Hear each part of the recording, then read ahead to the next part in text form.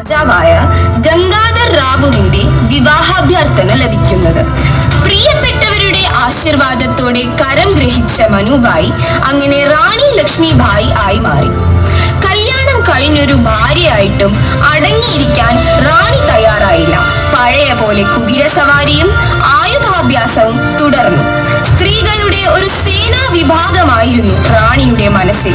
അങ്ങനെ അനന്തരാവകാശിയായി രാജാവിനും റാണിക്കും ഒരു കുട്ടി ജനിച്ചു. പക്ഷേ ആ സന്തോഷത്തിന് അല്പായുസായിരുന്നു. 4 മാസം കഴിഞ്ഞതും ആ കുഞ്ഞു മരിച്ചു. തുടർന്ന് രാജ്യത്തിന് അനന്തരാവകാശികൾ ഇല്ലാതായി.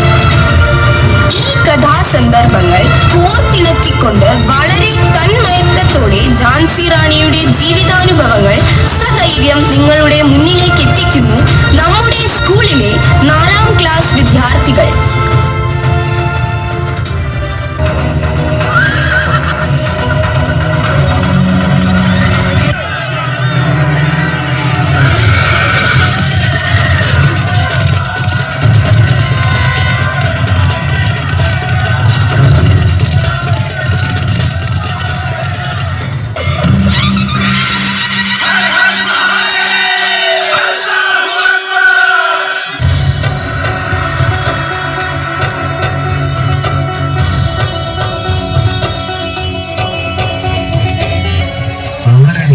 കന്യക.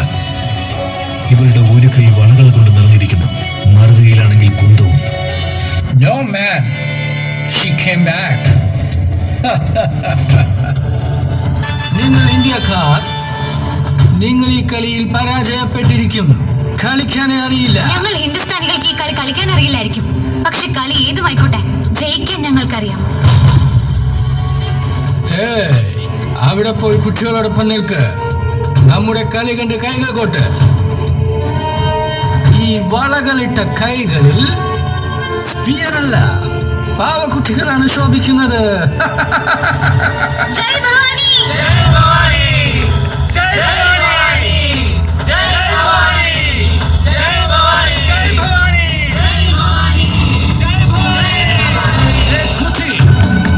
നീ എന്നെ ചലഞ്ച് ചെയ്യുകയാണോ?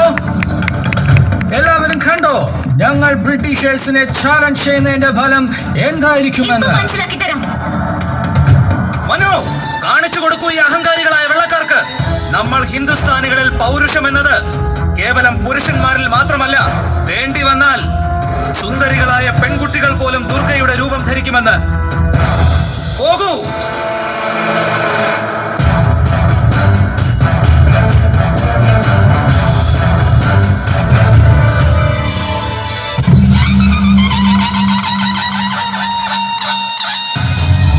ദീനബന്ധു ദിനേശദാനവ്, ദൈത്യവംശ നികന്ദനം,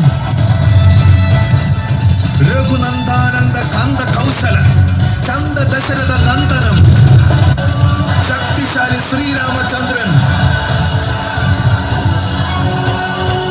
ബാലവീര കന്യക, ബാലവീര കന്യക, ബാലവീര കന്യക.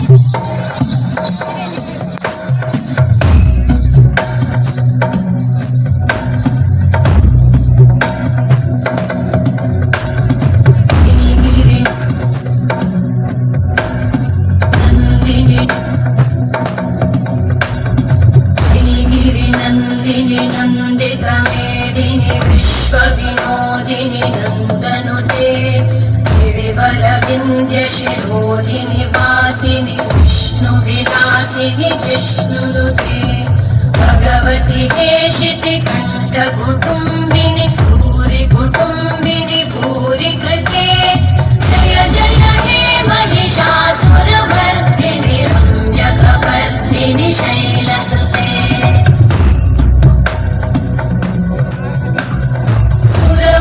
वर्षिणि दुर्धरधर्षिणि दुर्मुखमर्षिणि हर्षरते भुवनपोषिणि शङ्करतोषिणि कल्मषमोषिणि घोषरते जनि रोषिणि दितिसुतरोषिणि दुर्मदशोषिणि सिन्धुसुते जय जय हे महिषासुरमर्दिनि रम्यकपर्दिनि शैलसुते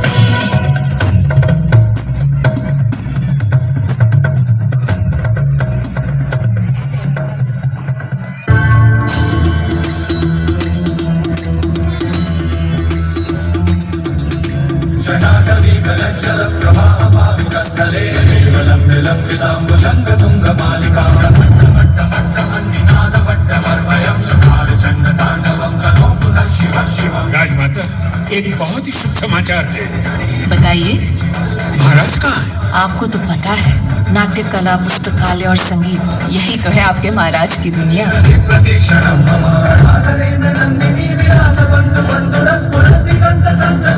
राजमाता, महाराज को कला और संगीत से अवश्य प्रेम है, पर ये सब अपना ध्यान बांटने के लिए भी करते हैं।